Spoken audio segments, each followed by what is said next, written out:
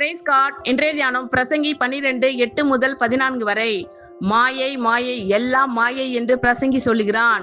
மேலும் பிரசங்கி ஞானவானாய் இருந்தபடியால் அவன் ஜனத்துக்கு அறிவை போதித்து கவனமாய் கேட்டாராய்ந்து அநேகம் நீதிமொழிகளை சேர்த்து எழுதினான். இதமான வார்த்தைகளை கண்டுபிடிக்க பிரசங்கி வகை தேடினான்.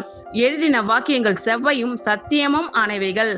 ஞானிகளின் வாக்கியங்கள் தாற்றுக்கோள்கள் போலவும் சங்க தலைவர்களால் அறையப்பட்ட ஆணிகள் போலவும் இருக்கிறது.